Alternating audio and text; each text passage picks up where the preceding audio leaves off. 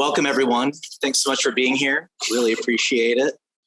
And thank you to Buncombe County, I guess the tax assessor's office specifically, for being here, for buying lunch. Really grateful to you guys, and very excited to announce that we are collaborating with the tax assessor's office on a new program which will help folks appeal their property value to determine if they apply for an exemption.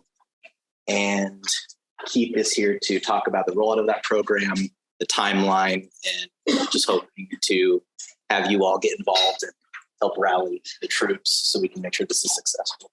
Okay. Thanks, everyone. Thank you, Matt.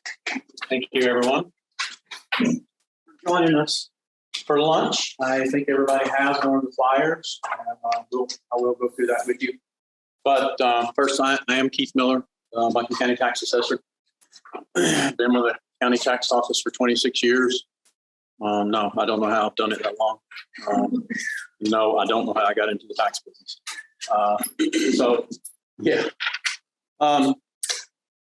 Yes, Matt mentioned to you that we have come together with a collaborative effort to help our residents in Buncombe County who need help the most. So you probably heard in the media about the ad hoc reappraisal committee that was developed after the 21 reappraisal.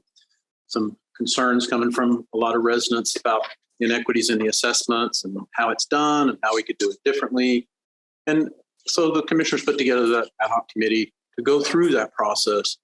And this is one of the results from that. That committee put together a set of recommendations to the Board of Commissioners.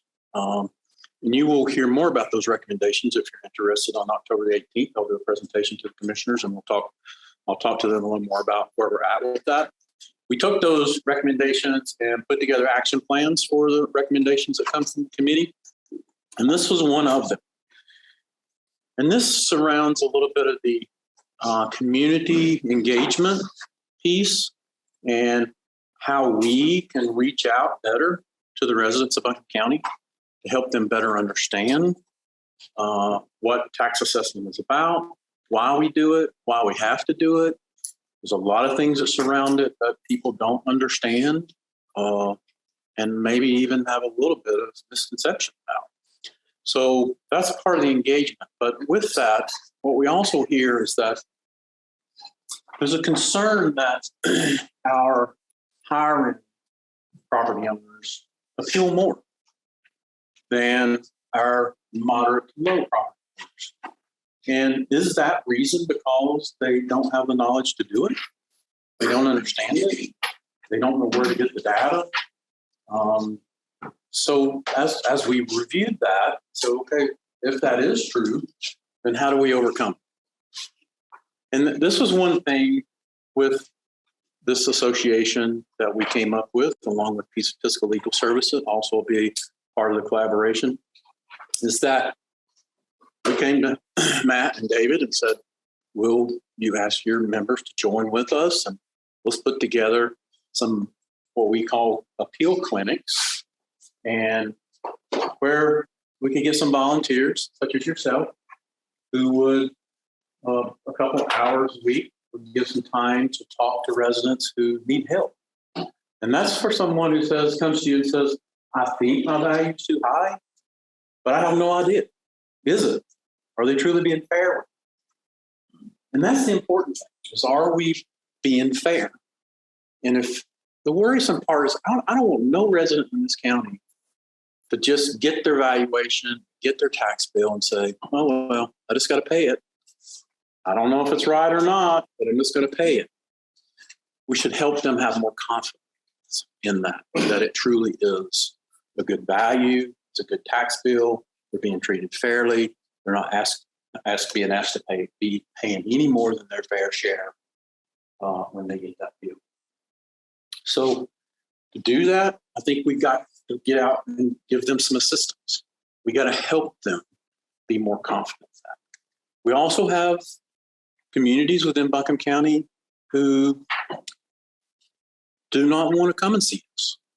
Okay, there's a certain barrier there that people have a little bit of fear of government, and they have a little bit of fear of the tax office. And I think that's from years and years of people thinking, well, taxes is this controversial thing, is that you don't want to go up there and talk to them because you don't want to make a bad situation worse. Or you're just going to go up there and they're going to argue with you, trying to tell you how right they are when maybe they're wrong. And for any of you that may have been through that process, I think there's no more untruth than that. As we have people come to us, our priority is to sit with those residents, help educate them on the process, help them understand how we arrive at these values, help them understand their property better, how it fits into the marketplace, and then have them go away better educated to be able to do whatever they decide to do. And if they want to appeal, then that is their right. That is their privilege under this law of the state of North Carolina to be able to do that. But nobody should walk away from fear, okay, or not being knowledgeable. So trying to educate the residents of Buncombe County is a huge task. And through this committee, we have we are going to put together a 2-year community engagement plan for our office and the residents of Buncombe County. We can get out better information, even if it's face-to-face, or it's print, in media, in social media, whatever that might be, that we can get out in front of the residents of Buncombe County to help them better understand. But this is a big piece of it because you have the knowledge and you offer a very neutral position just to give people advice. Just so they could talk to you for a few minutes and say, hey, here's where I live. Here's the value that they put on it. What do you think? And you have the knowledge and power to do through your software systems. And probably within a few minutes, tell them yes or no. And if the answer is no, then you ask, can you want us to go ahead and help you file the appeal? You can do it online while they're sitting there with you. You can provide them with the comps that you found. You can attach that to their appeal for them. But in no way are you putting yourself on the line as far as being responsible for that.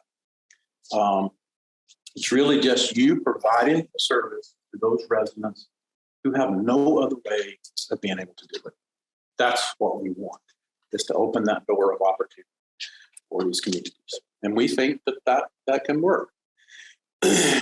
Residents may want to talk to you about filing an appeal.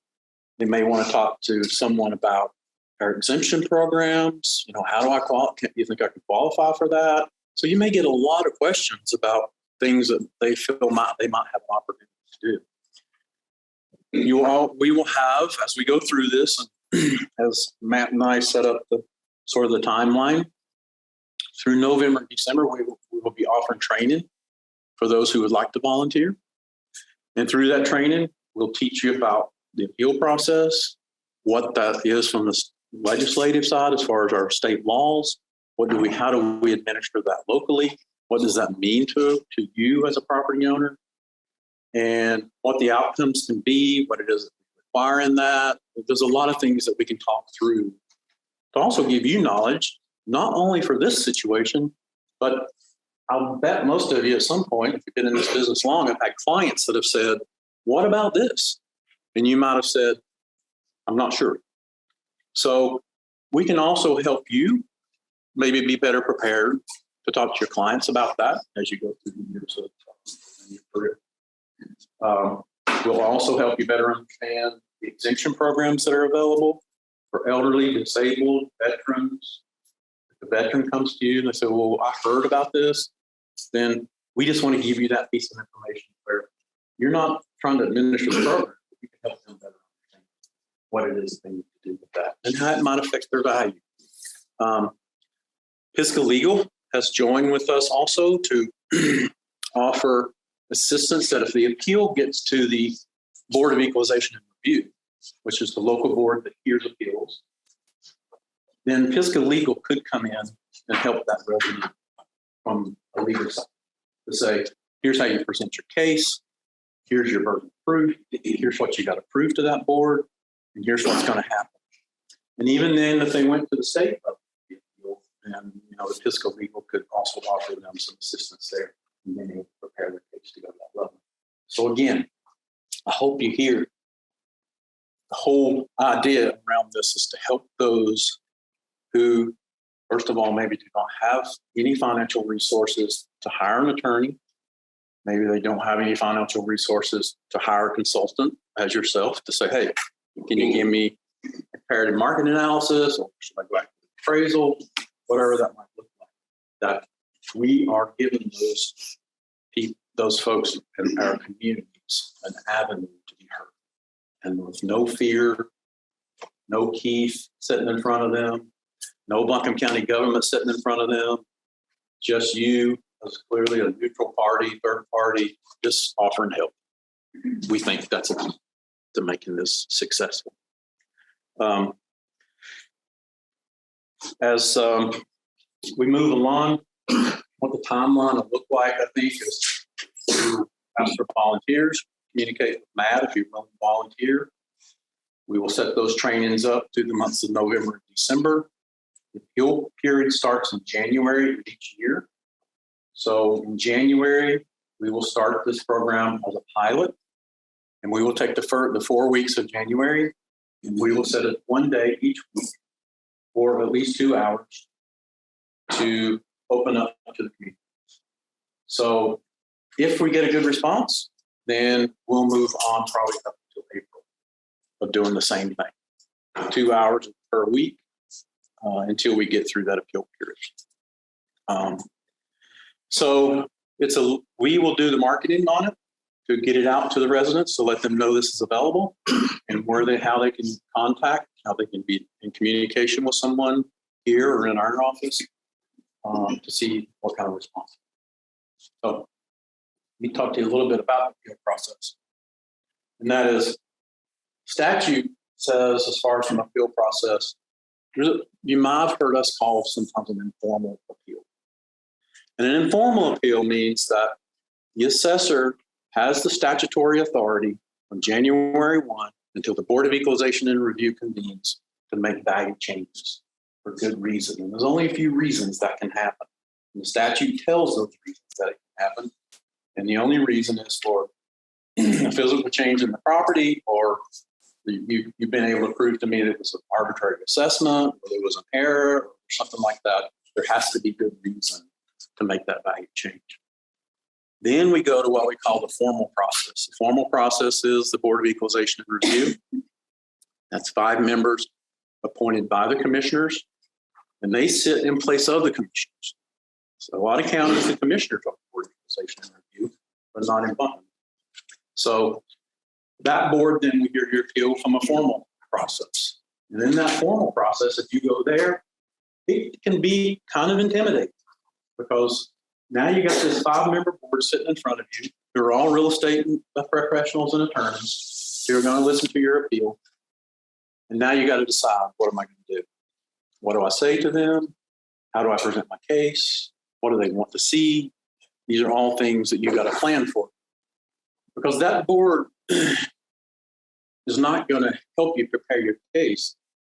What the statute says is that at that point, the burden of proof is on the property, not the county. In the state of North Carolina, the assessor is presumed to be correct until proven otherwise. That's the law. Okay. Now, the burden of proof shifts to the property owner to step up and say, here's why you're wrong. And that's what the Board of Equalization Review is going to want to hear. That's quite a task for a normal, just everyday homeowner. They don't even know where to start sometimes. Now, we try and give them assistance, we try and give them advice, but we can't prepare their cases for them. They have to do that on their own, and they have to come before that board as an independent property owner. So, again, support there through that process is very important, to not be intimidated by it. And I think the intimidation always comes sometimes from, you got a 5-member board who are all real estate professionals and attorneys. They have a lot of the answers, but I have none. I'm the property owner sitting here who don't really know much about market value. I don't know much about tax law. I'm just struggling through this to try and do what I need to do. But they could probably be much more successful with someone from this organization who could join in and be able to help them. From the Board of Equalization Review, if the property owner does not get a result there that you're satisfied with, then you can go to the Property Tax Commission in Raleigh. That would be the next step. The next step is the Board of Appeals. The next step is the Supreme Court. So, you can keep going on as long as you want to spend money, but when you get to that point, it starts to become expensive. And a lot of people go to the Property Tax Commission in Raleigh. Property owners can go there without representation from an attorney. That is a quasi-judicial board, and it operates almost like being in court. But you can go there without an attorney to represent yourself. And if a property owner was to get there, I think it would be nice of them to know that they could have assistance with legal services and you giving them advice and information about market value that they can present their case and have more chances of being successful in that process. So that's what we're looking for. Looking for some volunteers. I hope some people here are interested. I hope you know some people that are interested. I hope you'll help us get the word out. Matt has many of these flyers. You can take some with you back to your offices if you want to hand some out for us. And I would appreciate that. See Matt, he'll be happy to give you some. And then we'll see where we get to over the next month as we have people sign up, and we'll schedule the trainings starting in November. Okay. Questions about specifically that I've missed? How you said you're going to get the word out? How are you going to have digital options that people could share on social media? Yes. So county has our own community engagement team. So we will be in print. Hopefully we will be in the news. We'll be on social media. We'll keep putting this out. We currently have an RFP out for a community engagement specialist to do nothing but concentrate on this with us. So we should have a dedicated person from a marketing and PR background who will help us promote this out in the community. So we are dedicated to make it work. Okay. And I'm so thankful for Matt and Dave stepping up and helping us, offer to help us with this and give me this opportunity to be able to talk to you, because I do think this association is a big piece of making that successful. Yeah. So for us as realtors, that's why. Yep. We can pull up comps. Is that how you base pretty much solely on the comps? That's how you base the tax value? The assessment is market value. The statute says it should be 100% of market value as of the reappraisal date. And these are some of the things that you'll learn with the training. And people get a little bit confused about this, but remember the reappraisal date is currently the reappraisal date is January 1, 2021. So any comps that you would pull for evaluation of a property must be as of January 1, 2021, not today. Okay. So you would need to go back and use your comps for the year 2020, moving up to January 1, 2021. So those are some things that you'll learn. But yes, if you and we'll share some of the statutes with in the training, but the statute really has the same definition that you've heard through your real estate classes over the years. It's that market value is what market would change between the real and buyer and seller. It's the same definition, but it's in the tax statutes that clearly states that. What else? Yes, sir. What is the biggest change you've ever seen in tax assessed value for a property? I don't know if I can say the biggest change, but Either up or down. We don't go down very often. But do what? 18 million for 30 acres, yeah. So it would not be unreasonable to see in a market like Buchanan County to see a property double in value from where we last assessed. Because remember, January 1, 2021, the assessment. So think about where that should be today. And if you're at, 15, 18% appreciation in a year, then you can say, well, over 2 or 3 years, you're looking at 30, 40% increase in value just for a typical. The bigger ones come from market area changes. We have a subdivision. All of a sudden, this is where people want to go for whatever reason. People decided now they want to be in the school district. People, new jobs coming up. Now they want to live here, rather than here. Now the subdivision's kind of blowing up. Those market values can go up fairly quickly, and especially over a 4-year period. We currently are on a 4-year cycle for our reappraisals. So remember, there's 4 years between the last assessment and when we do the next one. Okay. And a lot of people, when we send out assessed values, they'll say, well, how can my property go up that much in 1 year? Well, it didn't. It went up that much in 4 years, because that's the time frame from the last reappraisal. So again, these are a lot of things that you'll hear through the trainings that we'll do. And hopefully some of you maybe didn't even know that. Maybe I'm sharing something with you today that will help you move forward and be able to help your clients and talk to your clients better. There'll be quite a few of those things. So. I had a question on, you said, there really wasn't anything left. So let's say hypothetically somebody comes to you and they say, okay, this value is too high. The conversation you find out, oh, guess what? You've got this whole unfinished basement. You did finish it out, got electrical, plumbing, got all the things, and oh, surprise, permits. Mm-hmm. What's our obligation for something like that? That was on my list, so thank you for taking us there. I wanted to talk about that next. So this happens often, and through the reappraisal committee, one of the things that were kind of brought to attention was that, remember this first, let me say, we as assessors never go in your house. We are never in your house unless you invite me, okay? Different than you can go in when you're doing an appraisal on the house and you get to see everything. I get to see the outside, okay?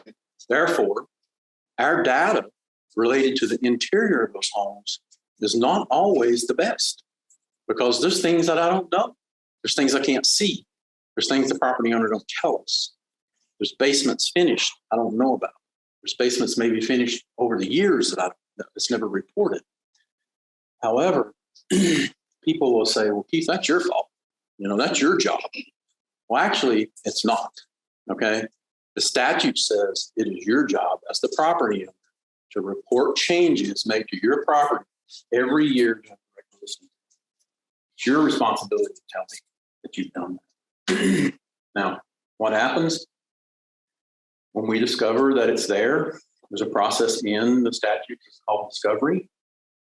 We can discover that value for up to 6 years under discovery with penalties and interest. And the penalties get as much as 60%. It's stiff penalty, okay? The other avenue that we have is called immaterial regularity. Immaterial regularity, we can recapture the value. Statute doesn't give us limitations, but we typically can go back as much as 10 years, because we go 10 years because the statute of limitations on collecting a tax bill falls off after 10 years. But those are the remedies within the statute.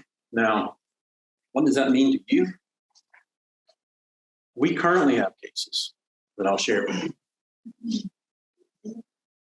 We have a house that was a 2-story or 1.5-story, like Cape Cod.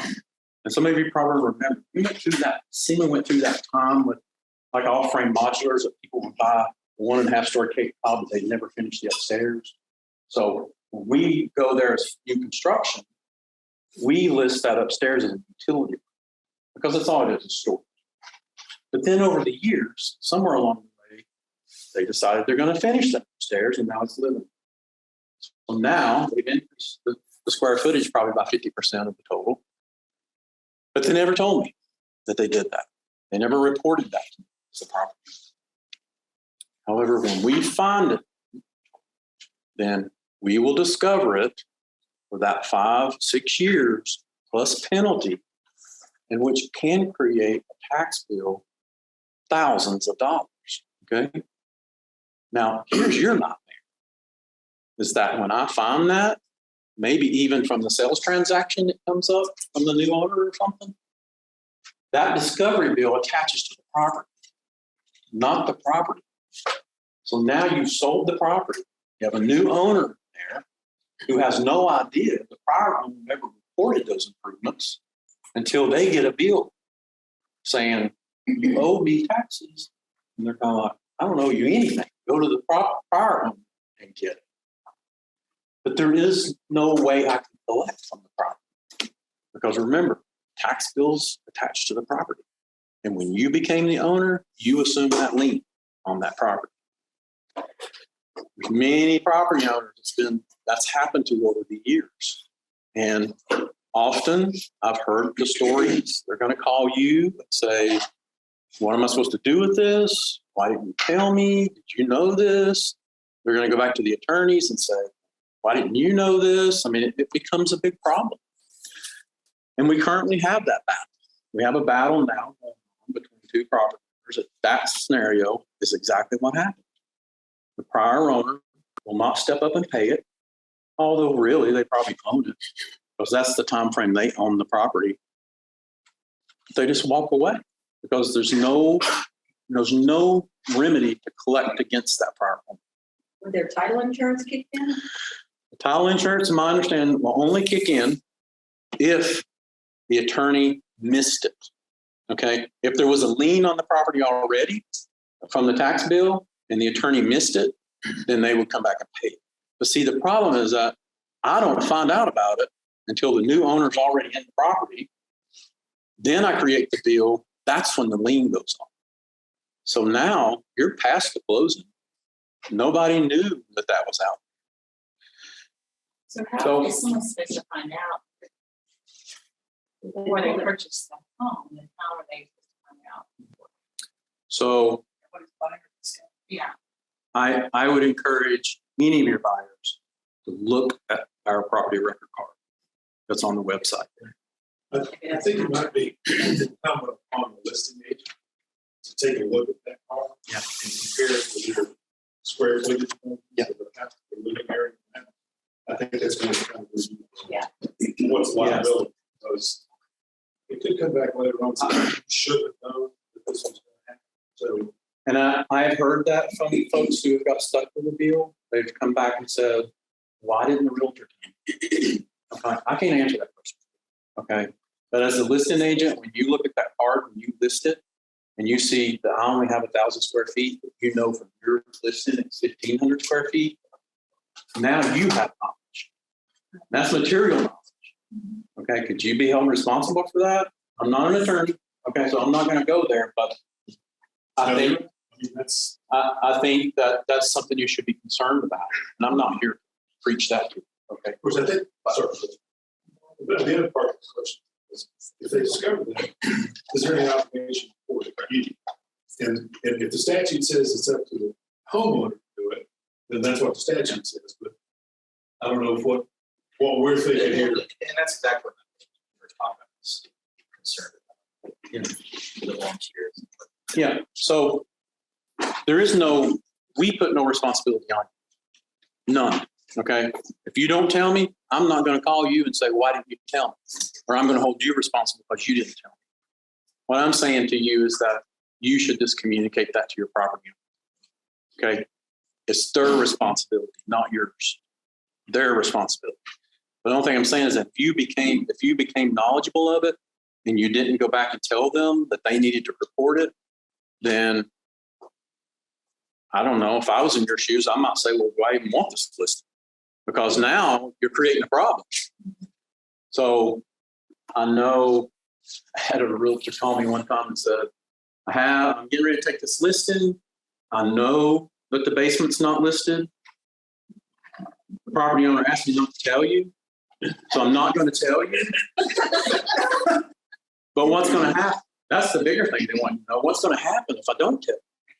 And I said the same thing to them. You have no obligation to tell me, but you should tell that property and put the obligation on them that they need to report it. Because then and again, I'm not going to give legal advice, but I would think if that property owner ever came back to you then and said, hey, well, why didn't you didn't tell? You'd say, yes, I did tell. Okay. I gave you that information. But at that point, it's material fact for the buyer's side. I'm worried about the buyer's. That's what I was. Like, well, you knew about it. You told me. Well, the other house, listen, you didn't tell me. Now that the buyer, he buys the house, he gets stuck with bill. But I think also if we look at property card, like what you're saying, if you look at the property card, and I mean, not had this, like they missed an entire floor. And you can go, hey, this is, 1,000 square feet, and wait, there's no drawing for the second floor, and whatever, what happens. And if they go, oh yeah, they finished it, did you pull permit? Because then you're getting into all kinds of other layers, I feel like, of having them go back, figure out where they show us where you had things done properly, so you can check it off. Yeah, we have the situations around permitting too, and I'll get to you in a second. Sorry, I'm not ignoring. I had a gentleman in South Asheville who was in that situation, completely finished his basement, drywall, everything, nice, okay? However, then we discovered it. When we discover it, then we have an obligation to report it to our permit office. Our permit office made him tear out the drywall. They could see the electrical and the plumbing. So now, now they went to all this expense, tear out part of the drywall so they can get inspections and then have to put it back. So it's an expense on it too. So there is multiple layers to it. So it's not just us, it's also a permitting issue. And people say, well, I don't really want to get a permit, but for the expense, I've looked at people before and said, permits are not that expensive. Okay, somewhere down the road, if you're going to sell that, and then you're going to report that to your realtor that was an unpermitted improvement, then what do you do? So now you're back in the same place again because of that. But I would say, even on the buyer or seller side, is that you're better off just to look it up. I mean, if you're getting ready, if you're the buyer's agent, you're getting ready to sell them the house, confirm it for yourself. Look at that property record card and see. Well, how do we convert it past that? Because how often is that updated? The property card's updated it could be updated once a year. Okay. Once a year. However, if you pull up that property record card and we are doing something to it, it's going to tell you that. Okay, it's going to tell you that that's a work in progress. At that point, you need to call us and say, oh, if there's a discrepancy, if you call, we will fix it before you get closing. Okay. And that way, then the lien goes on the right person. Yeah, exactly. And then the attorney is responsible to collect the closing if the lien's already there. Now, we are working. I'm sorry. We are working in our processes to try and get ahead of that. And that's a benefit to you too, is that we get ahead of that when that property comes on the market for sale. And we go ahead and find that discovery and put the lien on the property before it ever closes. And everybody's good. You're protected. Your buyer's protected. So we are going to share that with you. That's also about what this collaboration is about. We're going to help. We're going to do things to try and help you also move forward. Not that we haven't tried to help in the past if we could, but help you understand. We'll understand. We know the position you get put in. And if we can help you not be in that position, we can help that new buyer not stuck for a $20,000 tax bill. We want to do that if we can. All right. So if you mentioned reporting to you if someone finishes, say, an accessory dwelling, that was a shell previously. If they pulled the permits, is that the same as reporting to you, or is there another level? No. So what do I need to tell? The Buncombe County permit it has a statement on it that says this permit is not a substitution for reporting to the tax assessor. Okay. That permit is not. So the statute says you, as the owner, should be reporting it. And the permit does not come in place of your reporting. Now, we get all the permits sent to us electronically. If you go up there today, they got a permit, then it's going to come to us electronically. We should know it if you took out a permit. Now, do things happen? 5,000 building permits coming through. Could somebody the state missed one, then yes.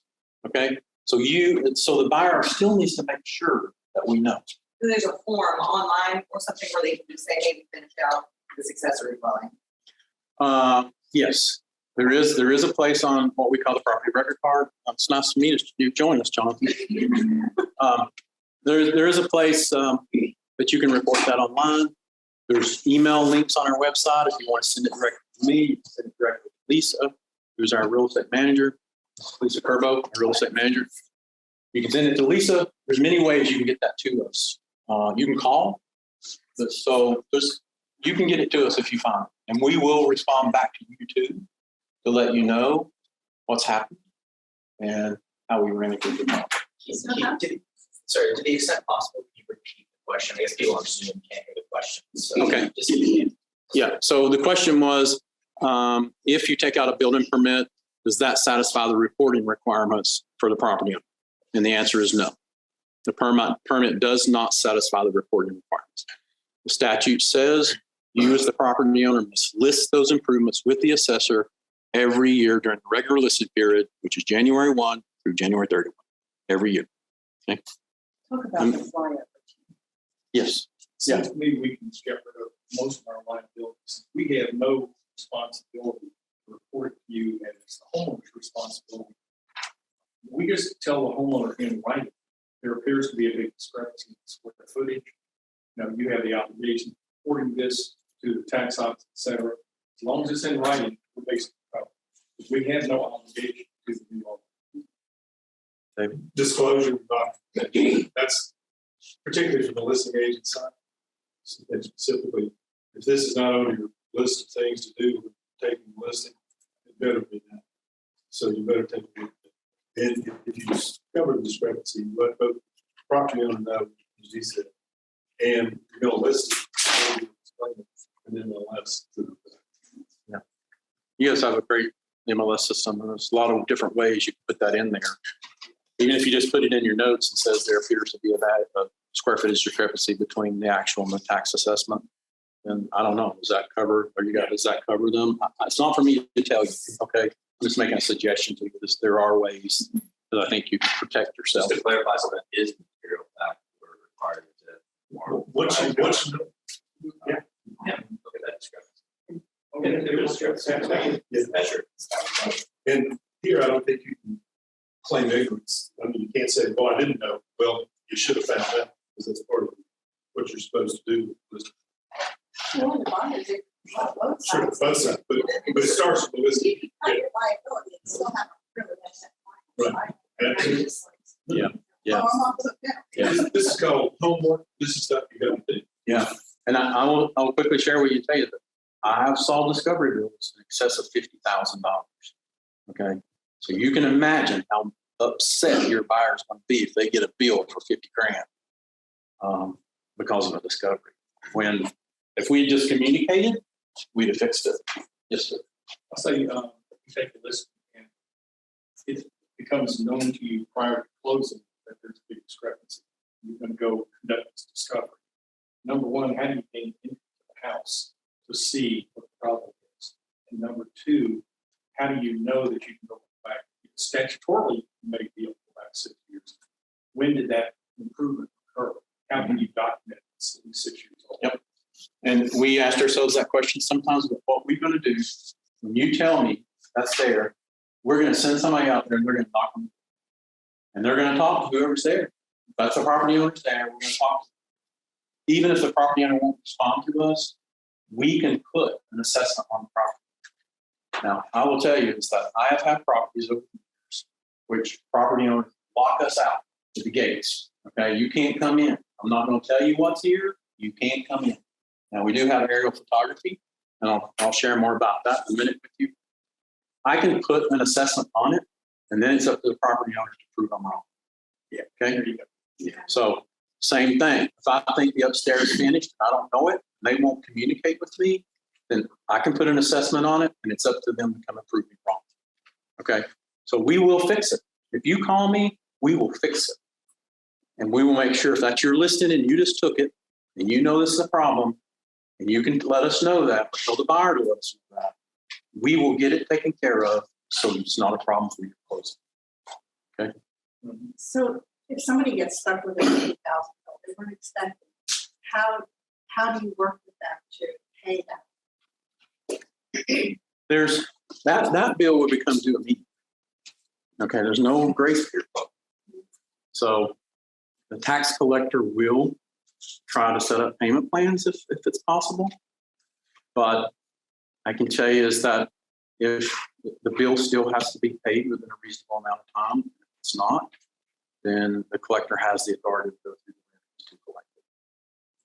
Unfortunately, that's just how it is. We all have to pay our taxes one way or the other. Gotta pay it. So, yes. I have a question, integrating that, what I'm hearing is, here's a listing agent, and you have a measured floor plan, it's different than what the property record has. Are you safer putting the lower square footage of what the property record has, and then making a note that the floor plan that we did looks different because it's a current measurement, but we're recording what's on the county? Or do we put the higher square footage to make the note of sticker marks that we were discussing?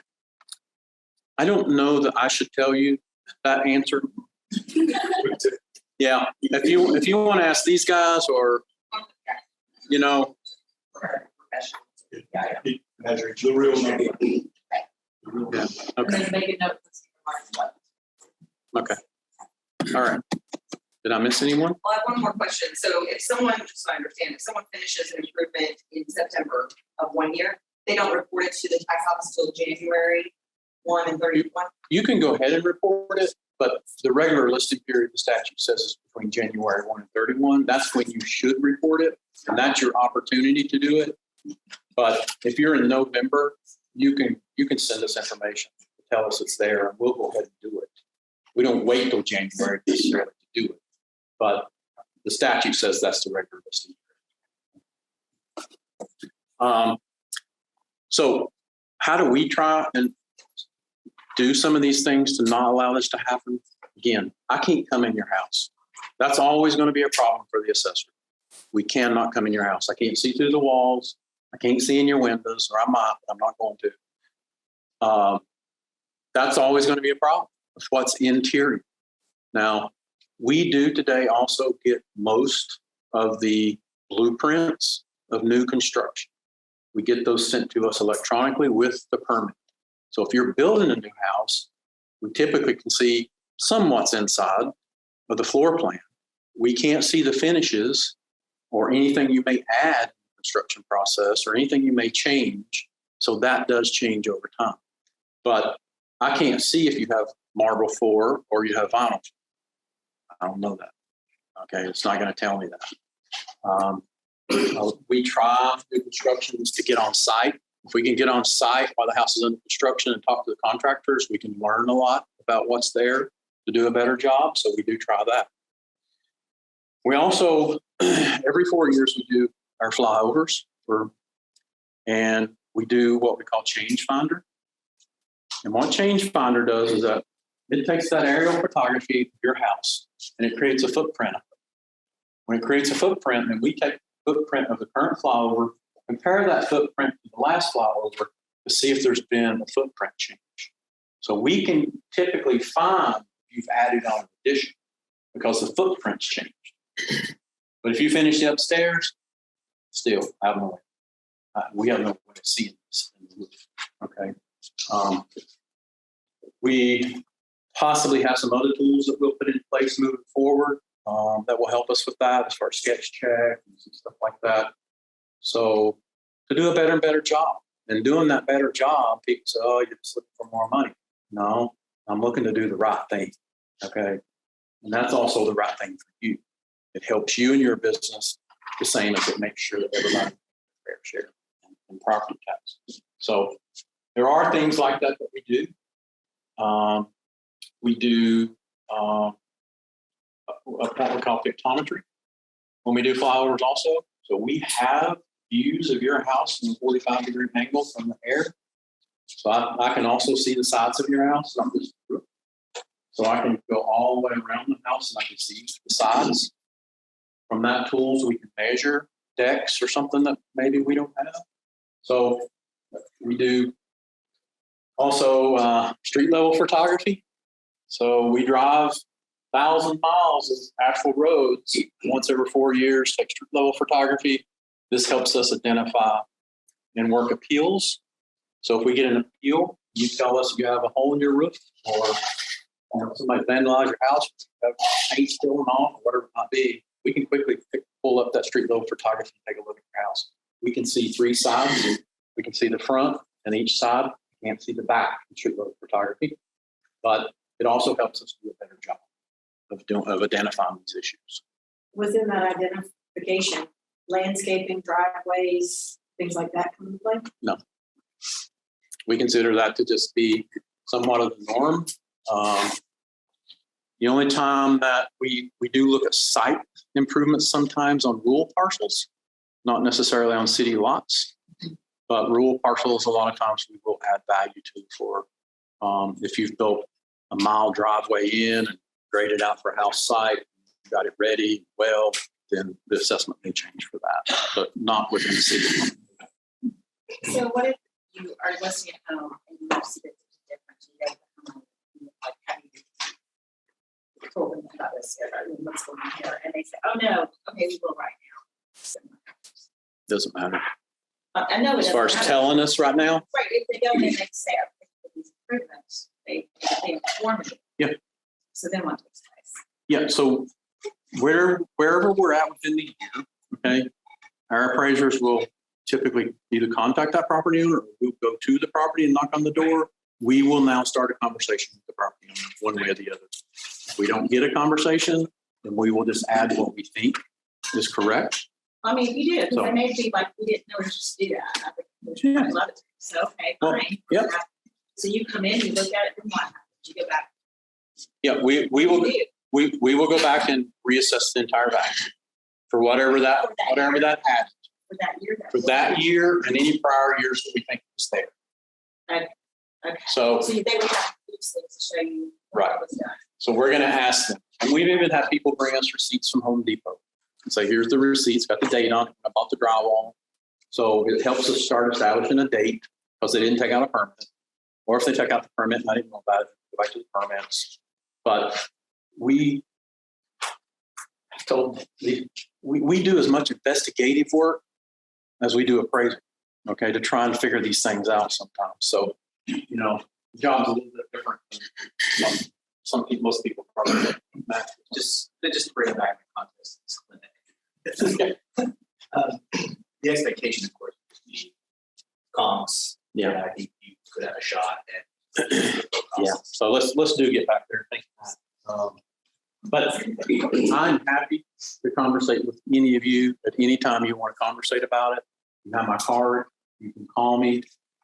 I'll talk to you about it. If you have a group of people from your office that you'd like to get together, I will come to your office and talk about it.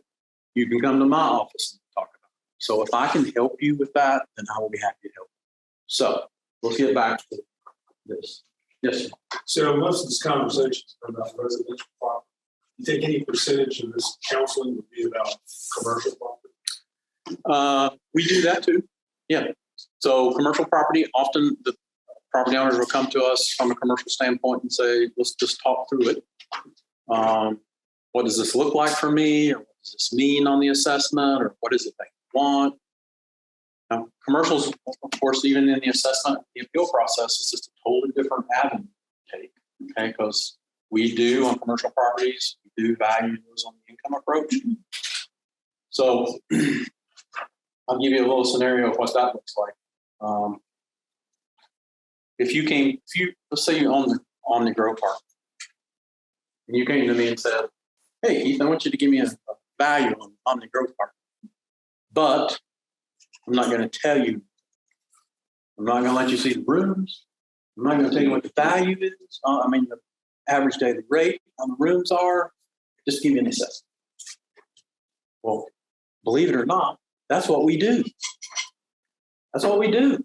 That property owner don't have to tell me that stuff. They don't. Now, if they want the value to be correct, and they truly are seeking a correct value, they will step up and share. But we have had commercial property owners who have just said, no, I'm not telling you what the lease rate is. I'm not telling you what the occupancy is. I'm not telling you. So we still have to assess it. So we assess it with the best information we have available to us. But we will counsel with those commercial property owners and say, listen, here's really the process. And to help you better and to be fair with you and all other property owners, here's what we need from you. And sometimes they'll step up, but often they won't. And if they don't, we don't value commercial property based upon actual rents. We value them based upon market rents. So if you have a contract rent of $1, but market rent's $3, we're going to value it on $3, not $1. Okay. So we go to the market, we find what the rate is for an industrial warehouse. Whatever that rate is what we put across the board on an industrial warehouse, along with the occupancy. So, and then to prove that different, you got to come to us and just say that you're wrong for this reason, whatever it might be. So it's somewhat of the same process. We're just looking for different data. What about land? Vacant land, do you assess it differently, like different types of land, like agricultural? We don't necessarily assess it, appraise it differently, set that way. We appraise it at market value, but it could be assessed differently because of the programs available to farms. Okay, present use value. If you're in agriculture, you can be in forestry, you can be in horticulture, you get a different rate assessed, okay, than what you would if you were not. But land is pretty much the same thing. Market value, whatever lots are selling for is what the market value is, and that's what the assessment. I'm sorry. Business personal property. We do assess business personal property. So in commercial, what that means to you is that whatever business is in that space should be listing their assets for taxation. Okay, so if you go into a manufacturing facility and they got all these machines, equipment, computers, forklifts, pallets, all this stuff, then that's taxable business personal property also. And that business should be paying tax on the property. So, was there somebody else? Oh. What if you have a property, if you talk about making improvements to it, but what if you have a property where you know the septic has failed? And how do you adjust for that again? We can, but it really doesn't need to be a temporary situation. If it's just a temporary thing that needs to be fixed, then we're going to say no. Okay. But if it's a long-term problem, if it's a long-term problem that's going to affect the value for a long period, then we'll consider it. How do you guesstimate the quality of finishes since you can't look inside? You mentioned the finishes a minute ago. I'm assuming you're using Marshall & Swift cost method, and they've got various categories of construction. Do you impute a value per square foot for each caliber of quality, or how do you do that? So during the reappraisal year, you may have heard before, we develop a manual called the Schedule of Values. That Schedule of Values is almost like a Marshall & Swift book. You go to that Schedule of Values and it's not heavy. If you have a house that looks like this and has these finishes, it's going to be of A quality. Okay. That A quality then helps us produce a value on dollar per square foot. Now, how do I know? I look at the exterior of your home.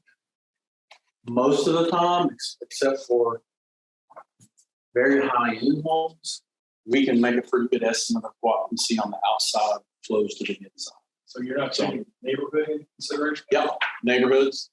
Every parcel has a neighborhood factor on them also, depending upon the location of that property.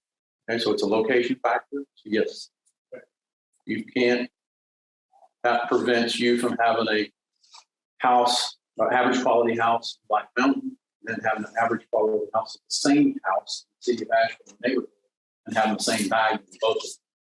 Okay, the construction costs might have been the same, but the market value is not the same because of the neighborhoods that you're located in. So yes, we do consider that. All right, before Matt shuts me down, I need your help. Basically, I can just put it that way. I need your help. I came to David and Matt. Jonathan helped me a lot with this. I'll give Jonathan some credit. I don't know how many of you know Debbie, but Debbie was on our ad hoc reappraisal committee. So Debbie also sits on our board of equalization and review. So she has helped us a lot over the years also. Not us necessarily so much as the residents of Buncombe County. She does give a lot of time to be able to do that. We appreciate that. So again, simple as that. I need your help. Ask David and Matt, and I'm asking you, your offices, your colleagues, whomever that would like to step up and give some time, then we would truly appreciate you being a part of this with us. Yes, sir. And if I could just speak to this real quick before everybody leaves. And so I sat on the Buncombe County Reappraisal Board with Debbie and another realtor that's part of LOTSAR as well. And so essentially what the ask is, and you guys can read through this, I'm not going to babysit you and read through all this, but what the ask is that we are, as realtors, want to give back to the community in which we serve. And so one way that we felt like we could do that is to help folks in the community. If they have questions about the process when they get their new tax assessment, if they think that they need or want to appeal their property assessment, and so in the process in which that happens. And so we want to be able to help those folks, whether that be sit down with them and look at comps on MLS and see if we together think the value is relatively close, or if they do need to do some kind of appeal process. We would walk, us as realtors that would volunteer with this program, we would walk those folks through the process. And it's all, Keith has come up with, in my opinion, a very streamlined and easy way for folks to appeal their assessment. And so we can do that all online. We can provide comps online, use a PDF, download or upload those to their system.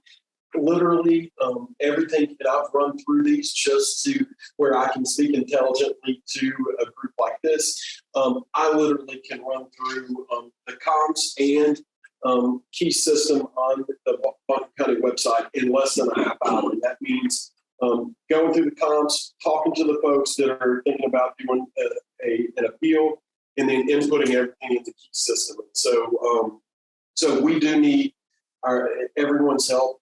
We're looking for volunteers to come in and spend a couple of hours each time that we do this in order to interface with citizens of Buncombe County to try to help out. So if I missed anything, Matt or Keith, please. Yeah, the trainings will provide a script. I'm going to get some gift cards and lunch and food. Maybe afternoon, maybe. Well, and I think part of the value add is, and I know Keith has made it apparent, and I know that LOTSAR is fine with this as well. Is that we do want to promote you as a person that is willing to help out, and also the firm in which you come from. Want to try to promote that as well. And so, if that's a value add to anybody, we certainly are willing and open to look at that as well. So, yeah. And I do think, without the folks in Buncombe County, we're sort of out of business and out of a job. And so I think if we can give an hour or 2 or 5 hours to help citizens in Buncombe County, I think that benefits us all. And, I know a lot of bad things are said about realtors in the newspapers and online and things of this nature. And I think that it's an opportunity for us to sort of to shine a light on the fact that we do really good things here in the community, and we'll continue to do that. So I haven't heard anything bad about it. I think he's got it wrong. He meant to say Keith. We're talking about Keith in the media, okay? I think the pecking order goes attorneys, and then the assessor, and then the realtors. Like pretty much right. Thank you, Jonathan. And I apologize, I kind of overlooked you there when I was talking about Debbie, but Jonathan also was on our ad hoc reappraisal committee. He gave hours. These folks give hours and hours of time. And it truly is about the residents of Buncombe County, that they gave the time. Out of their businesses, out of their families, they gave this time to try and make this process better. And we are so thankful for those who did volunteer and make that happen. So thank you, John. Can I have one? Yeah. Just because I'm a little surprised at the small amount of people do. We tried. I know you do. People don't like the taxes. Oh, I It's don't, because we keep- I thought it was a, I thought it was a pretty I'm good group. just not on the commission, I'm also a worker at In and Out Coordinates, so Debbie Lane. These guys at the assessor's office do so much for our citizens and for our taxpayers to make it fair. I know people do say bad things and they don't want to, nobody wants to pay the taxes, that's what they say. But it's gotta be fair, that's how the rest of the government works. But, so I would encourage you, I mean, they do an amazing job. If somebody wants to appeal something, they are all ears and they will do everything to make them understand. And what Keith said is that we need to get out in front of these people. That's us, that's brokers that need to do that. I would really encourage or ask that you take a few of these back to your office, to your bigs, whomever is in your office and say, hey, you know, we need to get involved in this. But, and I'm not discouraging you from volunteering. I really encourage you to volunteer and encourage others at your office to do that. But I would come to how it works. I didn't know this before I started volunteering. And but the stuff we need to know to answer to our clients, or at least know where to get it. Do you have a PDF of that? Yeah, we're gonna send it out. Okay, great. How in depth is the training going to be? The training, actually, I will have an agenda for the training. And my goal for the training is to get you through the meeting that you would have with the property. Give you a feel of what that would be like, that you get a feel of what some questions you might get. But then, again, I am happy, even if you've got people that want to come who don't want to volunteer, if they want to come to the training, then have them sign up. We'll make sure we've got room, whoever wants to come to the training. And Okay, the reason I ask is I feel like I would be unqualified to gauge somebody who has a house over Chicken Hill that's been there for a while and then some brand new places nearby and then. So, yeah, How would you do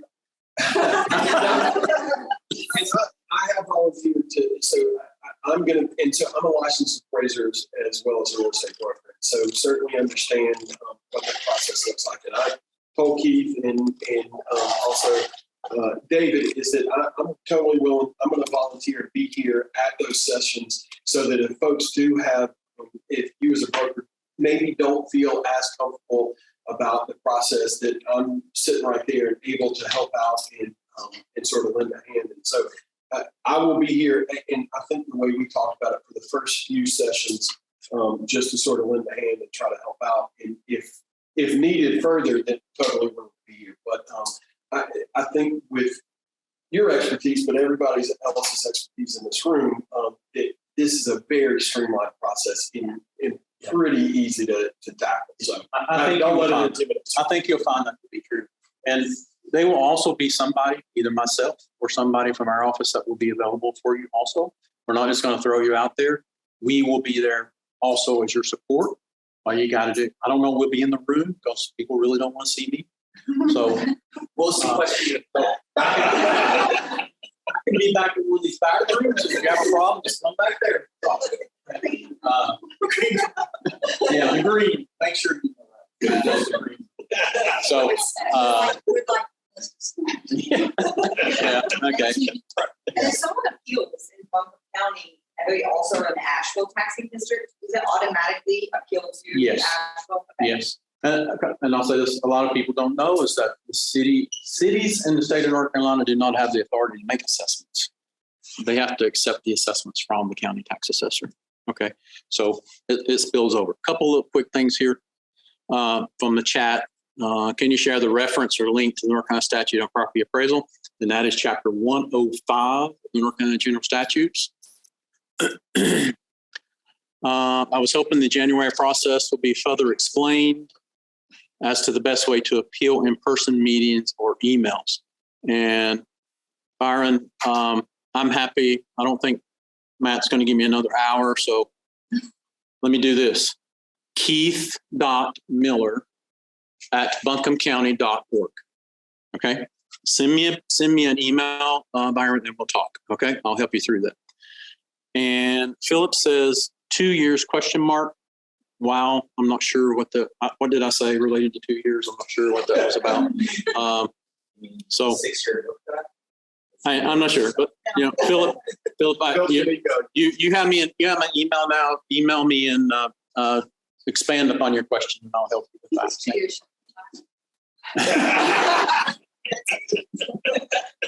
Yeah. So, thank you guys. I hope you enjoyed your lunch. I appreciate you listening to me. I hope you've learned something, and I hope you will come and be a part of this with us and help us out with this. And if nothing else, come and sit through the training. You can hear me talk for another hour. Okay. But I will make it informative for you. I love questions. I love helping people understand the process better. So again, you and your colleagues come, and we'll set through the process. And Matt will feed us dinner, and I think you got a grant money for that. But no, in all seriousness, this is like a really cool, this is an initiative that I think is kind of first of its kind. So, I mean, it's really neat to break ground in this manner. Thank you, Pisco Legal, of course, for being there as a legal assist on it as well. Just looking forward to making this work as well as we can. So. good. What made you decide on this timing? This is a basic assessment year. Because you can appeal your property value every beginning January 1, any property. Okay? So that's why we do it starting now. We want to do the training leading up to January 1. So when we get the program in place, then we'll be ready to go. Thank you so much. Yep.